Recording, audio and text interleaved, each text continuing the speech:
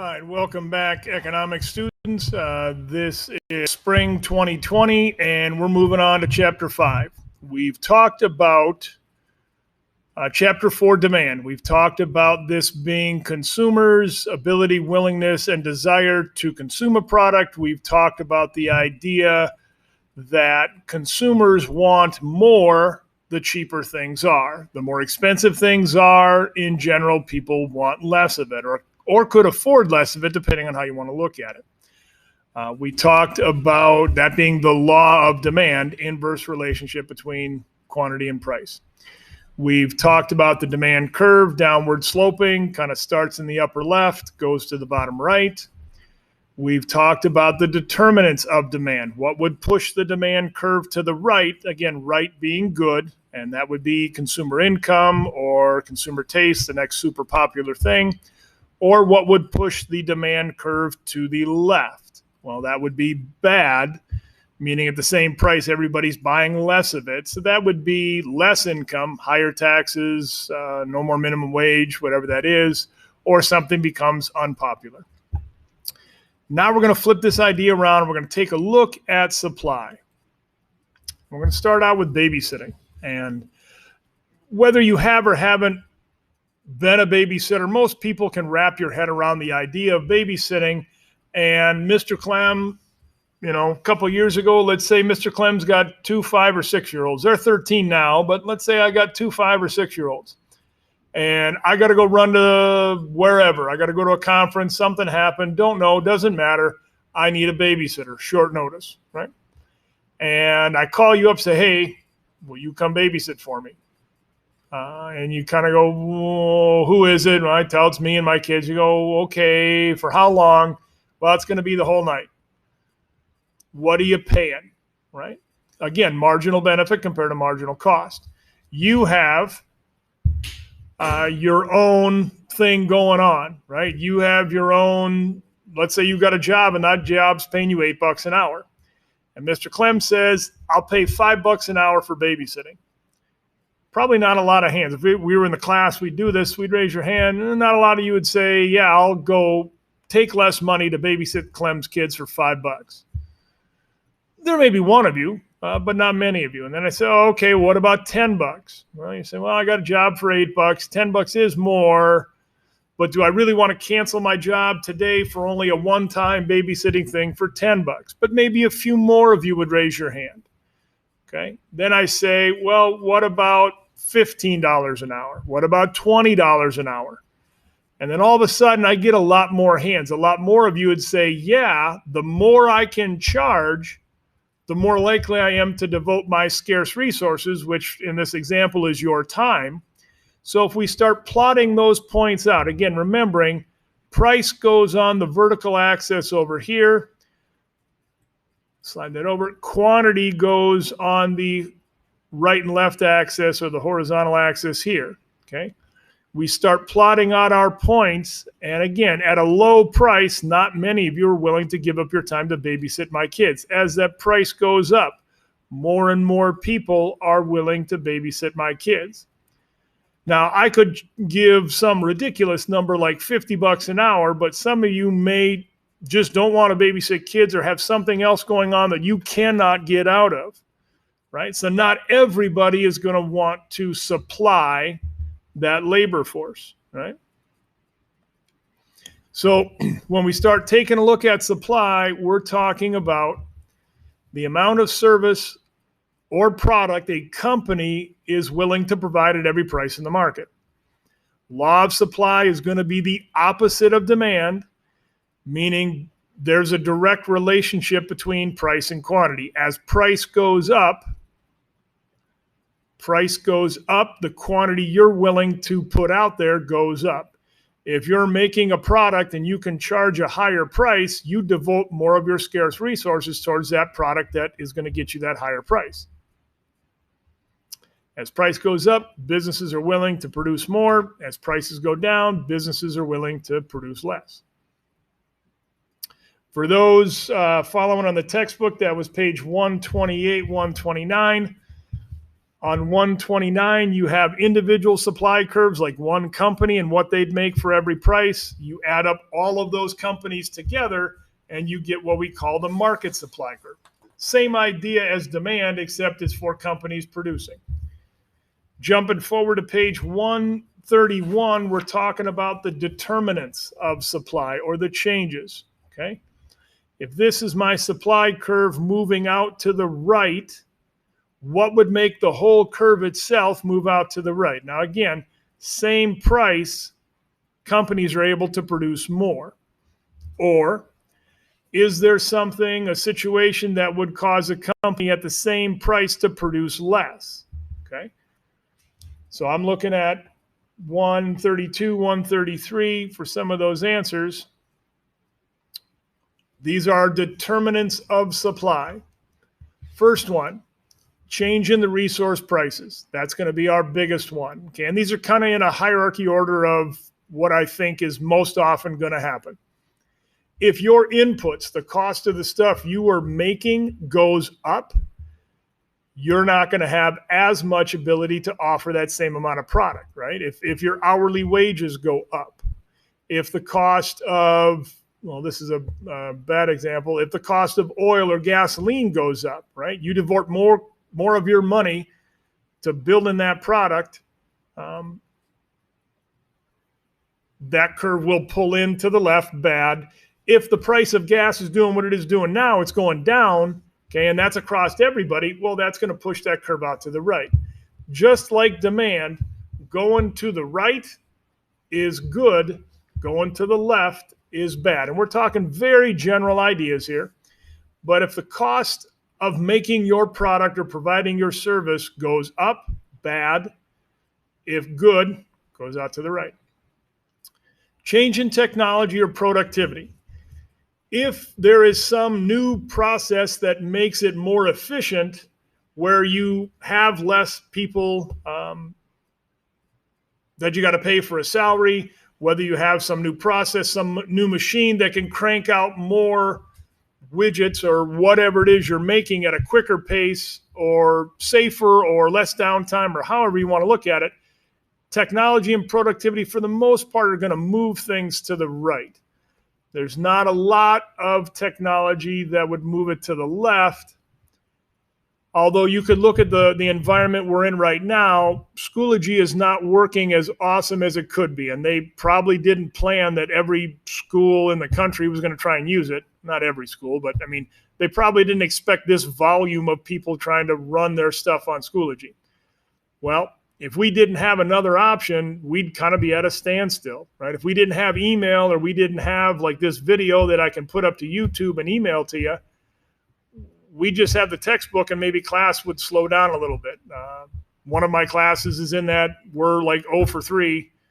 Schoology isn't working when I'm trying to use it, when we're trying to meet, so it's not going as well as we would hope. So in theory, technology productivity could go backwards if you don't have an alternate process. Taxes and subsidies. Now, taxes, I think everybody knows what taxes are. A subsidy is the government giving you money to offset some costs. You'll see some of our agriculture will get a subsidy, whether that be a milk producing farm, or corn or soybean or wheat. They may be subsidized, meaning we're going to give this farmer who's raising dairy cattle and milking cows, we're going to give you $1 per gallon of milk you produce, right? Milk's pretty important, goes into a lot of things.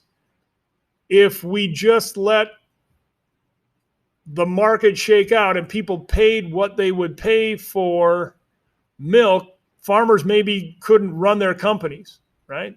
If the going rate for milk is only $1.50 a gallon, but farmers can't produce milk at $1.50 a gallon, the government may choose to subsidize or give the farmer $1 per gallon. So now we're at, say, $2.50 a gallon, and be able to compete, right? So if taxes go down, that's a good thing. Curve goes to the right. If subsidies go up, good thing. Curve goes to the right. If taxes go up, bad thing, curve goes to the left. If subsidies go down, bad, curve goes to the left. Government regulation. If you have a lot more government regulation hoops to jump through, that's bad. In a free market system, that a lot more government regulation, a lot more oversight isn't going to speed things up, isn't going to make things more efficient. That government regulation, bad, going to pull that curve into the left. Less government regulation, push it out to the right. Something we haven't really talked about in the past, but I think now definitely would change, this number of suppliers. This is April 1st, 2020, and we're talking about these N95 masks that are supposed to go over people's faces, healthcare workers and police and firefighters and whatever, and they're running out of them. And there's only so many companies who are making this thing before the coronavirus. Now, all of a sudden, there's maybe more companies joining in saying, hey, I'm not trying to profit on a bad situation, but I was making this product. Nobody's really buying that product anymore. I'm going to switch my production over to making these N95 face masks. So now the number of suppliers could push the total market or the total supply of these masks to the right, because companies who weren't doing this in the past are now going to do that. Just like we talked about in demand, we have elasticity. We have elasticity of supply. We have a kind of normal supply curve that looks like this. We have a very straight up and down supply curve, again, inelastic. We have a very flat, shallow kind of curve called elastic. So that makes you jump forward to page 134, 135 in your textbook. Inelastic supply, okay, a supply curve very straight up and down, meaning it doesn't matter how high you change the price, you're not really going to be able to make a ton more. And I have three different examples. One of them is Amish furniture, the other one is aircraft carriers, and the third one is a brain surgeon. What do all three of those things have in common? Well, the answer is, it doesn't matter what price those three industries charge, they're only going to be able to make so much. So when you look at, say, like the Amish furniture, that's a very labor-intensive job, right? If they were charging $200 for an Amish furniture bed and they could charge $300, it's handmade, right? There's very little machines. It's all handmade. That's the whole idea behind it. There's only so many hours of the day. So there's only so much production they could actually get. So the price could go up a ton, isn't really going to change the amount that person can produce. You look at, say, the brain surgeon, that is very, very specialized. You don't want Mr. Clem with his big, fat, stubby fingers grabbing knives and scissors and whatever, saying, hey, here, let me kind of tweak on your brain a little bit, right? You want someone who's pretty darn good at that. That's a very specialized skill. So whether you're charging $1 million or $5 million for a brain surgery, there's only so many people in the world that can actually do that. Okay, so the price that they're charging really doesn't matter. You're only going to get so many, brain surgeries in. Or your aircraft carrier, it's very enormous in scale. Now, you can't build an aircraft carrier in Lake Washington. Doesn't work that way, right? You can go to the West Coast. I know San Diego's got a bunch of stuff building. I know you can go to the East Coast. Virginia has some ports where they make these big, enormous aircraft carriers. From a size and scale, they're so big that there's only so many places that can actually produce that product. In turn, there's only so many people who are going to buy an aircraft carrier. And for the most part, it's probably a government.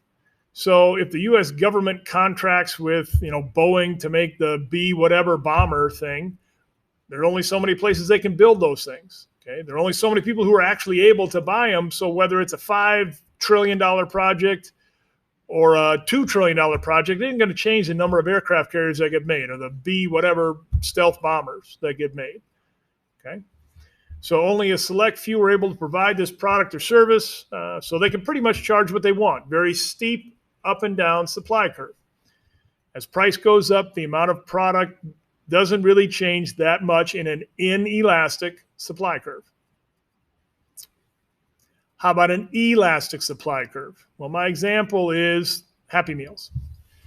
I'm not a huge McDonald's guy. The fries are pretty good, to be honest, but, just not a big thing. But if you were a little kid, you drive through, what do you ask for? Hey, I want the Happy Meal. And part of it is not because you got the burger or the chicken nuggets. You wanted the little piece of crap plastic toy that came in the Happy Meal. Well, whatever Disney movie or Pixar movie is out, they go ahead and make some little piece of crap plastic toy that shows up. Hey, I'm eating my cheeseburger and I got my toy. And the toy breaks about 5 seconds after you get it. And then Pixar or Disney comes out with some new movie or some new TV show, and all of a sudden they transition to a different plastic toy. Okay? Probably mass produced. So your elastic supply is a product that can be mass produced. You flip the switch, you change it over, so your curve is very flat and shallow. Any little bump in price, man, you're going to devote tons of resources to that because you can make a lot of it pretty quickly. Anyone can jump into that market and compete. Your margins are small, so any change in price, margins meaning how much you mark up the price, margins are small, so any amount of change in price in a positive way, charging more, boom, I'm all about making this new plastic toy.